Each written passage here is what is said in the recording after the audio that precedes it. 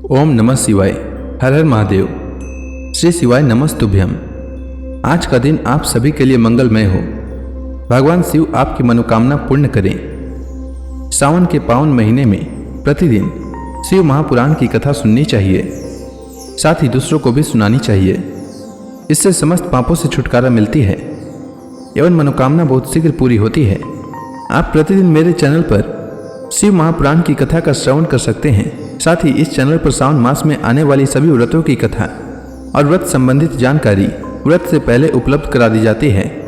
इसलिए हमारे चैनल को अवश्य सब्सक्राइब करें, साथ ही बेल आइकन को भी दबा दें और कथा अच्छी लगे तो लाइक अवश्य करें। आइए सुनते हैं शिव महापुराण कथा का 12वां अध्याय। ऋषियों ने कहा, सूत जी, अब आप शीघ्र ही हमें वह सदाचार सुनाइए जिससे विद्वान पुरुष पुण्य लोकों पर विजय पाता है। स्वर्ग प्रदान करने वाले धर्ममय आचार तथा नरक का कष्ट देने वाले अधर्ममय आचारों का भी वर्णन कीजिए। सूत जी बोले, सदाचार का पालन करने वाला विद्वान ब्राह्मण ही वास्तव में ब्राह्मण नाम का धारण करने का अधिकारी है। जो केवल वेदोक्त आचार का पालन करने वाला एवं वेद का अभ्यासी है, उस ब्राह्मण की विप्र संज्ञा होती है। सदाचार, वेदाचार तथा विद्या, इनमें से एक एक गुण से ही युक्त होने पर उसे द्विज कहते हैं। जिसमें स्वल्प मात्रा से ही आचार का पालन देखा जाता है, जिसने वेदाध्ययन भी बहुत कम किया है तथा जो राजा का सेवक है, उसे क्षत्रिय ब्राह्मण कहते हैं। जो ब्राह्मण कृषि तथा वाणिज्य कर्म करने वाला है और जो कुछ कुछ ब्राह्मणोचित आचार का भी पालन करता है, वह वैश्य ब्राह्मण है। तथा जो स्वयं ही हल चलाता है, उसे शूद्र ब्राह्मण कहा गया है। जो दूसरों के दोष देखने वाला और परद्रोही है, उसे चंडाल द्विज कहते हैं। इसी तरह क्षत्रियों में भी जो पृथ्वी का पालन करता है, वह राजा है। दूसरे लोग राजत्वहीन क्षत्रिय माने गए हैं। वैश्यों में भी जो धान्य आदि वस्तुओं का क्रय विक्रय करता है, वह वैश्य कहलाता है। दूसरों को वणिक कहते हैं। जो ब्राह्मणों, क्षत्रियों और वैश्यों की सेवा में लगा रहता है, वही वास्तव में शूद्र कहलाता है। जो शूद्र हल जोतने का काम करता है, उसे वृषल समझना चाहिए। सेवा, शिल्प और कर्षण से भिन्न वृत्ति का आश्रय लेने वाले शूद्र दस्यु कहलाते हैं। इन सभी वर्णों के मनुष्यों को चाहिए कि वे ब्रह्म मुहूर्त में उठकर पूर्वाभिमुख हो। सबसे पहले देवताओं का, फिर धर्म का, अर्थ का, उसकी प्राप्ति के लिए उठाए जाने वाले कलेशों का तथा आय और व्यय का भी चिंतन करे। रात के पिछले पहर को उसे काल जानना चाहिए। उस अंतिम पहर का जो आधा या मध्य भाग है, उसे संधि कहते हैं।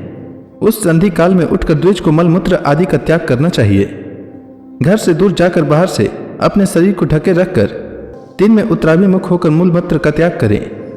यदि उत्तराभिमुख बैठने में कोई रुकावट हो तो दूसरी दिशा की ओर मुख करके बैठें। जल, अग्नि, ब्राह्मण आदि तथा देवताओं का सामना बचाकर बैठें। मल त्याग करके उठने पर फिर उस मल को न देखें। तुरंत जलाशय से बाहर निकाले हुए जल से ही गुदा की शुद्धि करें, अथवा देवताओं, पितरों तथा ऋषियों के तीर्थों में उतरे बिना ही प्राप्त हुए जल से शुद्धि करनी चाहिए। शुद्धि करने के पश्चात उठकर अन्यत्र जाएं और हाथ पैरों की शुद्धि करके 8 बार कुला करें। जिस किसी वृक्ष के पत्ते से अथवा उसके पतले काष्ठ से जल के बाहर दातुन करना चाहिए। उस समय तर्जनी अंगुली का उपयोग न करें। यह दंत शुद्धि का विधान बताया गया है। तदनंतर जल संबंधी देवताओं को नमस्कार करके मंत्र पाठ करते हुए जलाशय में स्नान करें। यदि कंठ तक या कमर तक पानी में खड़े होने की शक्ति न हो तो घुटने तक जल में खड़ा हो अपने ऊपर जल छिड़क कर मंत्रोच्चारण पूर्वक स्नान कार्य संपन्न करें। विद्वान पुरुष को चाहिए कि वहां तीर्थ जल से देवता आदि का स्नानांग तर्पण भी करे। इसके बाद धौत वस्त्र लेकर 5 कक्ष करके उसे धारण करें। साथ ही कोई उत्तरीय भी धारण कर लें, क्योंकि संध्या वंदन आदि सभी कर्मों में उसकी आवश्यकता होती है। नदी आदि तीर्थों में स्नान करने पर स्नान संबंधी उतारे हुए वस्त्रों को वहां न धोएं। स्नान के पश्चात विद्वान पुरुष भीगे हुए उस वस्त्र को बावड़ी में, कुएं के पास अथवा घर आदि में ले जाएं और वहां पत्थर पर, लकड़ी आदि पर, जल में या स्थल में अच्छी तरह धोकर उस वस्त्र को निचोड़ें। द्विजो, वस्त्र को निचोड़ने से जो जल गिरता है, वह एक श्रेणी के पितरों की तृप्ति के लिए होता है। इसके बाद जाबाली उपनिषद में बताए गए अग्नि रीति मंत्र से भस्म लेकर उसके द्वारा त्रिपुंड लगाएं। इस विधि का पालन न किया जाए, इसके पूर्व ही यदि जल में भस्म गिर जाए तो गिरने वाला नरक में जाता है। आपोहिष्टा इत्यादि मंत्र से पाप शांति के लिए सिर पर जल छिड़कें। तथा यस्य छयाय इस मंत्र को पढ़कर पैर पर जल छिड़कें। इसे संधि प्रोक्षण कहते हैं। आपो इष्टा इत्यादि मंत्र में 3 ऋचाएं हैं और प्रत्येक ऋचा में गायत्री छंद के 3-3 चरण हैं। इनमें से प्रथम ऋचा के 3 चरणों का पाठ करते हुए क्रमशः पैर, मस्तक और हृदय में जल छिड़कें। दूसरी ऋचा के 3 चरणों को पढ़कर क्रमशः मस्तक, हृदय और पैर में जल छिड़कें तथा तीसरी ऋचा के 3 चरणों का पाठ करते हुए क्रमशः हृदय, पैर और मस्तक का जल से प्रोक्षण करें। इसे विद्वान पुरुष मंत्र स्नान मानते हैं। किसी अपवित्र वस्तु से किंचित स्पर्श हो जाने पर, अपना स्वास्थ्य ठीक न रहने पर, राजा और राष्ट्र पर भय उपस्थित होने पर तथा यात्रा काल में जल की उपलब्धि न होने की व्यवस्था आ जाने पर मंत्र स्नान करना चाहिए।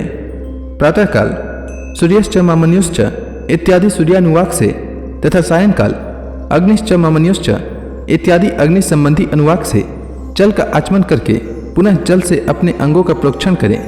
मध्याह्न काल में भी आपपुनंतु इस मंत्र से आचमन करके पूर्वोक्त प्रोक्षण या मार्जन करना चाहिए। प्रातः काल की संध्योपासना में गायत्री मंत्र का जप करके 3 बार ऊपर की ओर सूर्य देव को अर्घ्य देना चाहिए। ब्राह्मणों, मध्याह्न काल में गायत्री मंत्र के उच्चारण पूर्वक सूर्य को एक ही अर्घ्य देना चाहिए। फिर सायंकाल आने पर पश्चिम की ओर मुख करके बैठ जाएं और पृथ्वी पर ही सूर्य के लिए अर्घ्य दें। प्रातःकाल और मध्याह्न के समय अंजलि में अर्घ्य जल लेकर अंगुलियों की ओर से सूर्य देव के लिए अर्घ्य दें। फिर अंगुलियों के छिद्र से ढलते हुए सूर्य को देखें तथा उसके लिए स्वतः प्रदक्षिणा करके शुद्ध आचमन करें। सायंकाल में सूर्यास्त से 2 घड़ी पहले की हुई संध्या निष्फल होती है, क्योंकि वह सायं संध्या का समय नहीं है। ठीक समय पर संध्या करनी चाहिए, ऐसे शास्त्र की आज्ञा है। यदि संध्योपासना किए बिना दिन बीत जाए तो प्रत्येक समय के लिए क्रमशः प्रायश्चित करना चाहिए। यदि एक दिन बीते तो प्रत्येक बीते हुए संध्या काल के लिए नित्य नियम के अतिरिक्त 100 गायत्री मंत्र का अधिक जाप करें।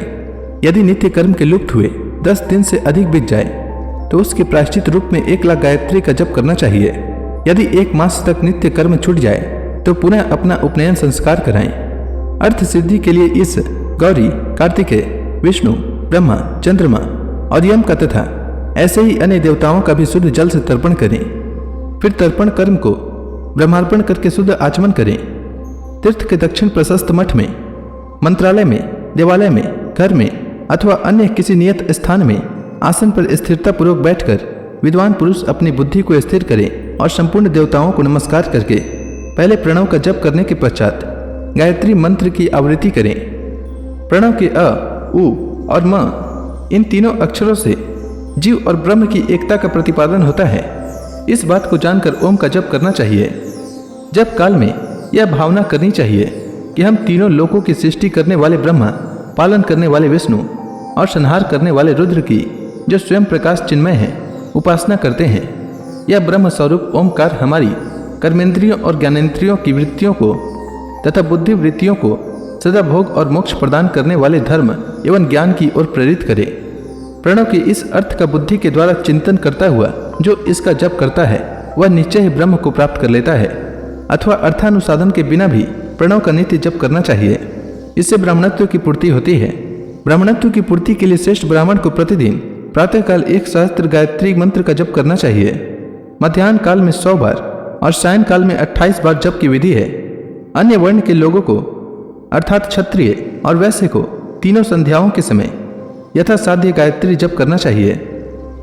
शरीर के भीतर मूलाधार, स्वाधिष्ठान, मणिपुर, अनाहत, आज्ञा और सहस्त्रार इच्छा चक्र हैं। इसमें मूलाधार से लेकर सहस्त्रार तक 6 स्थानों में क्रमशः विद्येश्वर, ब्रह्मा, विष्णु, ईश, जीवात्मा और परमेश्वर स्थित हैं।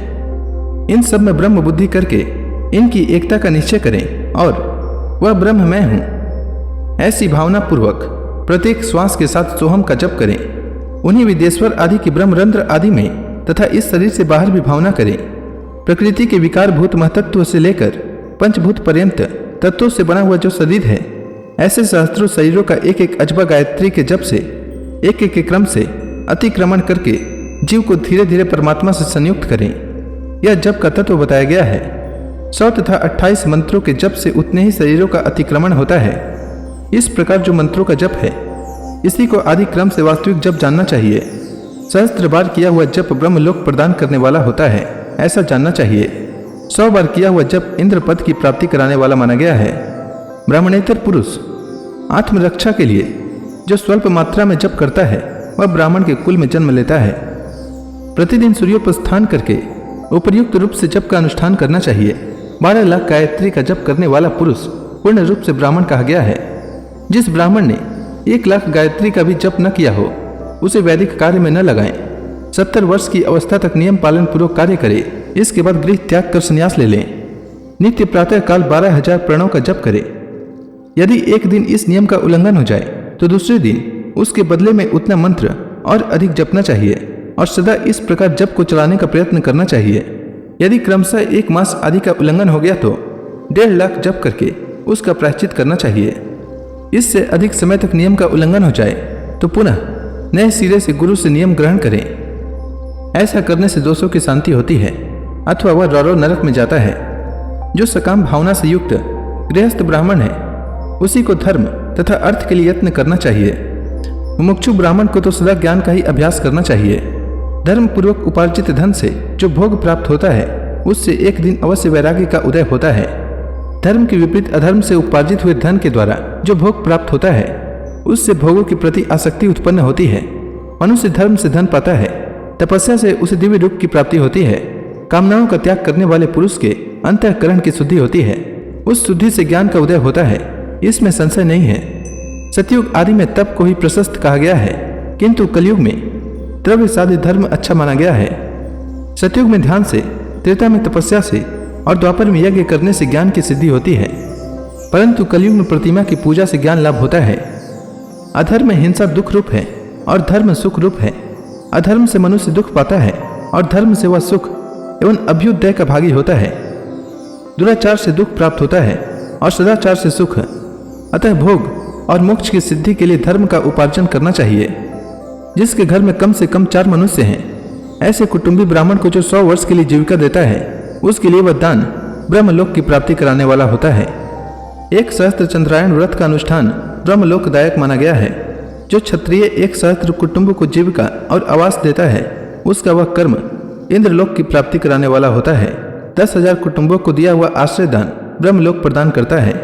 दाता पुरुष जिस देवता को सामने रखकर दान करता है, अर्थात वह दान के द्वारा जिस देवता को प्रसन्न करना चाहता है उसी का लोक उसे प्राप्त होता है। यह बात वेद वेता पुरुष अच्छी तरह जानते हैं। धनहीन पुरुष सदा तपस्या का उपार्जन करे, क्योंकि तपस्या और तीर्थ सेवन से अक्षय सुख पाकर मनुष्य उसका उपभोग करता है। अब मैं न्यायतः धन के उपार्जन की विधि बता रहा हूँ। ब्राह्मण को चाहिए कि वह सदा सावधान रहकर विशुद्ध दान ग्रहण तथा यज्ञ कराने आदि से धन का अर्जन करे। वह इसके लिए कहीं दीनता न दिखाए और न अत्यंत क्लेशदायक कर्म ही करे। क्षत्रिय बाहुबल से धन का उपार्जन करे और वैसे कृषि एवं गौ रक्षा से न्यायोपार्जित धन का दान करने से दाता को ज्ञान की सिद्धि प्राप्त होती है। ज्ञान सिद्धि द्वारा सब पुरुषों को गुरु कृपा मोक्ष सिद्धि सुलभ होती है। मोक्ष से स्वरूप की सिद्धि प्राप्त होती है, जिससे मुक्त पुरुष परमानंद का अनुभव करता है। गृहस्थ पुरुष को चाहिए कि वह धन धान्य आदि सब वस्तुओं का दान करे। वह तृषा निवृत्ति के लिए जल तथा सुधा रूपी रोग की शांति के लिए सदा अन्न का दान करे। विद्वान को चाहिए कि वह दूसरों के दोषों का बखान न करे। ब्राह्मणों, दोषवश दूसरों के सुने या देखे हुए छिद्र को भी प्रकट न करे। विद्वान पुरुष ऐसी बात न कहें जो समस्त प्राणियों के हृदय में रोष पैदा करने वाली हो। ऐश्वर्य की सिद्धि के लिए दोनों संध्याओं के समय अग्निहोत्र कर्म अवश्य करे। जो दोनों समय अग्निहोत्र करने में असमर्थ हो वह एक ही समय सूर्य और अग्नि को विधि पूर्वक दी हुई आहुति से संतुष्ट करे। जो सदा ब्रह्म यज्ञ में तत्पर होते हैं, देवताओं की पूजा में लगे रहते हैं, नित्य अग्नि पूजा एवं गुरु पूजा में अनुरक्त होते हैं तथा ब्राह्मणों को तृप्त किया करते हैं, वे सब लोग स्वर्गलोक के भागी होते हैं। तो इसी के साथ यह अध्याय समाप्त हुआ। इसके आगे की कथा मैं कल के अध्याय में सुनाऊंगा। तब तक के लिए भगवान शिव का नाम लेते रहें तो प्रेम से बोलिए भगवान शंकर की जय, माता पार्वती की जय, समस्त देवी देवताओं की जय।